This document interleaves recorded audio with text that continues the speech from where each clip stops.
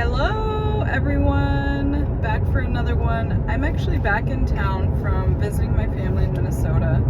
I had a really nice time, just really good days off, I would say. I still have some more time off. Great, I'm really grateful for that, but it's been awesome. I got to hang out with my family, and work has been asking me to come help them while I'm out of town. I have a couple jobs, and they've been calling and asking, and I just, sometimes you gotta recognize that, even if I was in town, I'm wondering how I would have handled that. Would I have gone in? Maybe. I might have gone in.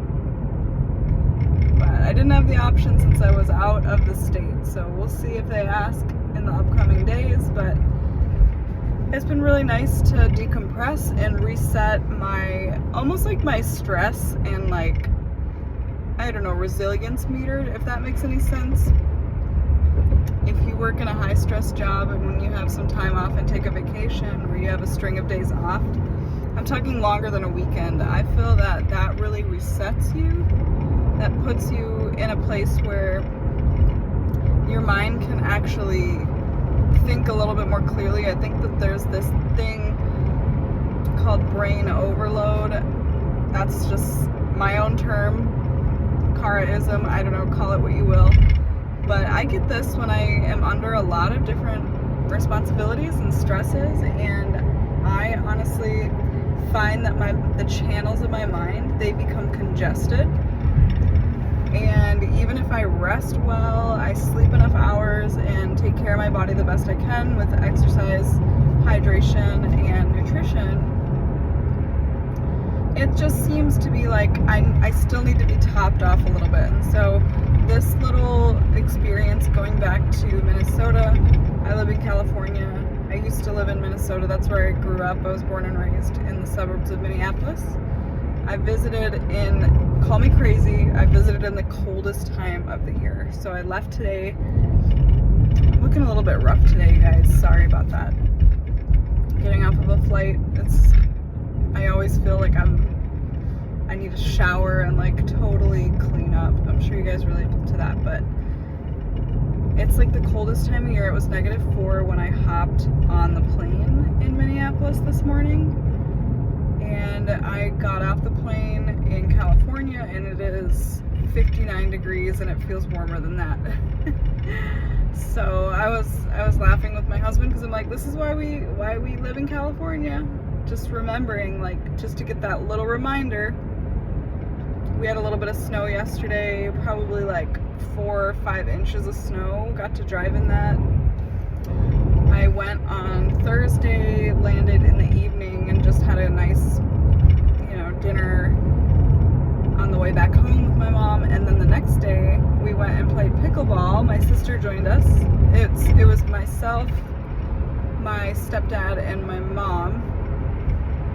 We got to play some pickleball inside.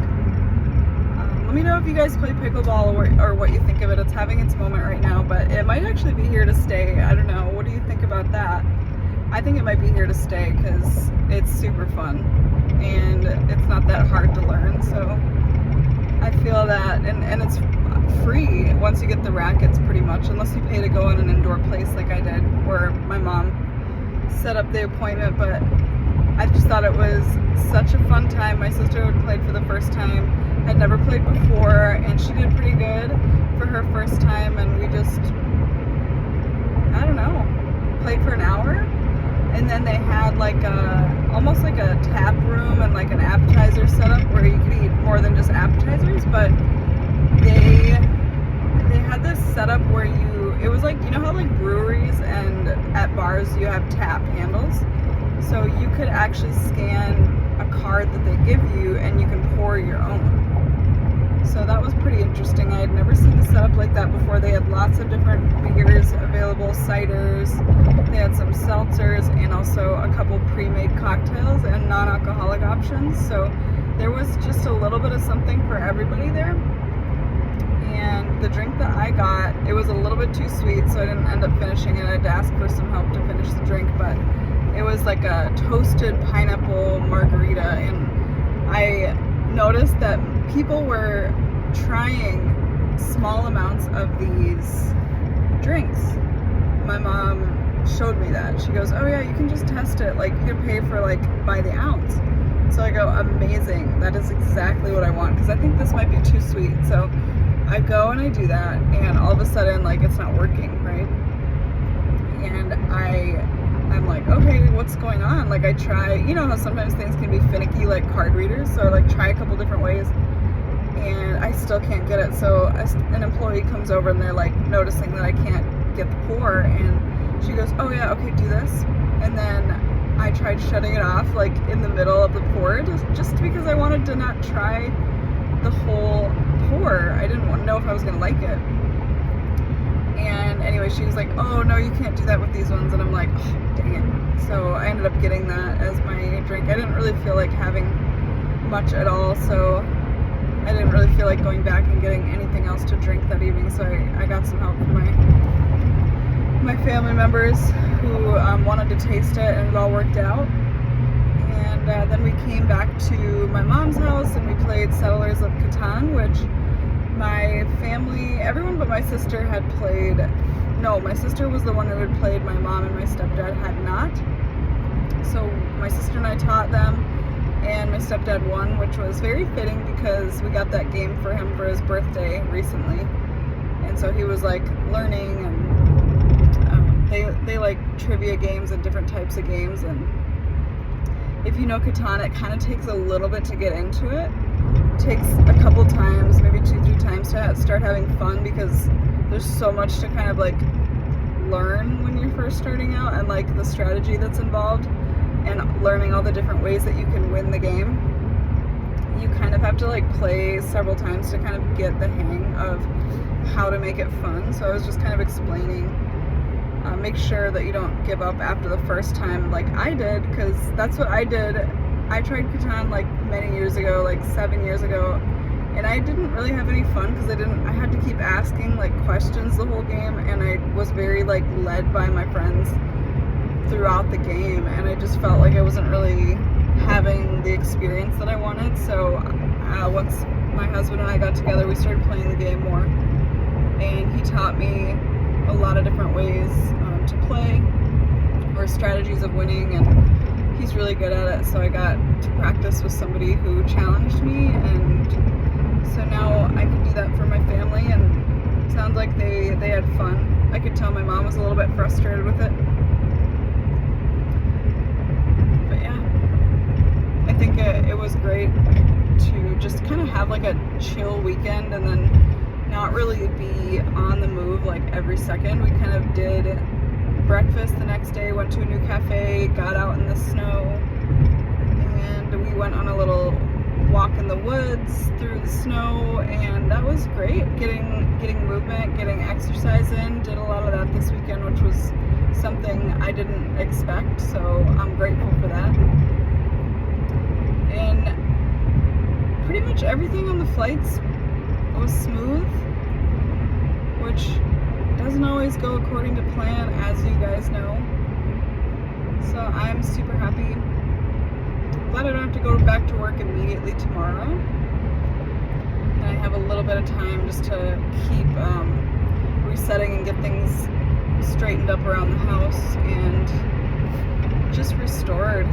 I am learning so much as well, like just about myself, and I'm naturally an anxious person. I don't know if you're that way, or you tend to identify as like an anxious person, or like easily stressed out. I think the easily stressed out thing, it happens here and there because I feel like the nature of my job and my life has like acclimated me to stress, and I feel resilient. But when things tend to be so stressful for like a long time and multiple stresses pile on, I notice that my resilience, or my ability to deal with it, is not as strong. And that makes a lot of sense to me, because it's kind of like it relates a little bit to the immune system. Like it kind of parallels a little bit, like when your immune system is under a lot of pressure, like maybe it's fighting off a lot of different things and inflammation is happening, it's easier to get sick when you're dealing with a lot of stress and inflammation and all the things, right? So I'm just considering that as I say this to you, because I think that it just depends on what type of season it is, but I think this new job and the way that it is day to day, like how quickly things have to be moving sometimes, how quickly you have to respond and like literally be thinking and acting within seconds to make sure that everything goes the way that it needs to go for the patient. It has really given me like can't be bothered attitude outside of these situations, like because I'm cherishing the slower moments where I don't have to be clocked in. I don't have that obligation to be completely on. Like, for example, the boarding at the gate. Like, I don't need to rush in line. I don't need to rush anywhere. I'm not in a rush. I don't have anywhere to be. Like, I think sometimes I would just like rush before and just kind of do things as quickly as possible, and like when you really think about it, it doesn't really actually do anything for you. It's just like rushing for no reason. And I just recognize that I'm kind of like kicking that habit. And I think that some of it, I think some people are like that because they crave efficiency and they just want to like complete the task or like get that next step done.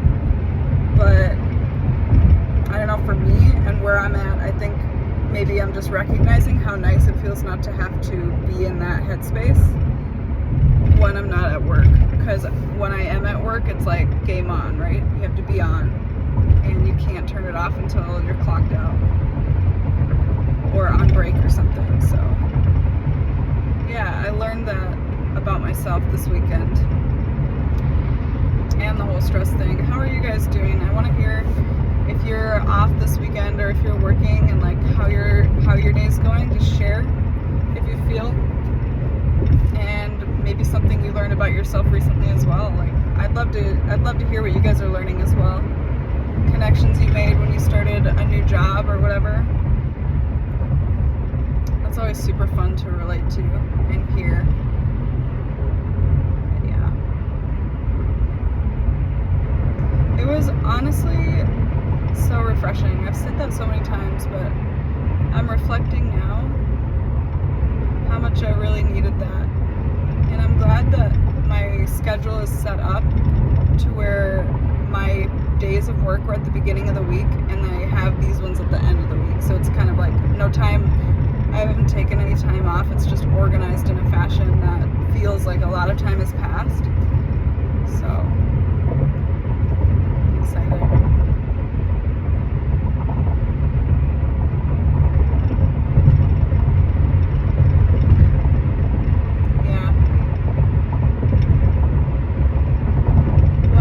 That's about it for now, you guys. I have missed you, and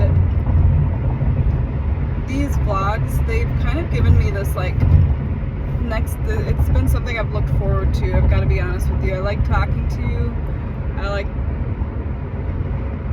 seeing all the comments on people who can relate to certain things that I've been able to share, and I like learning from you guys as well. Like many people who have been in the field for years.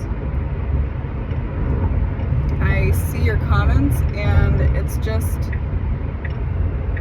incredible to be able to connect with people who have been there, and it makes up for all the people who tend to say negative things when I open up the app and everything, because I mean the truth is you can't please everybody. Somebody's not going to like you or what you're doing or what you're saying. So just want to let you know how much I appreciate you, and I hope you have a lovely end of your weekend. And if you are watching the Super Bowl, who you're cheering for, I might keep that on the down low though. You guys, hopefully you don't get mad at me for that. All right, have a good Sunday. We'll talk to you soon.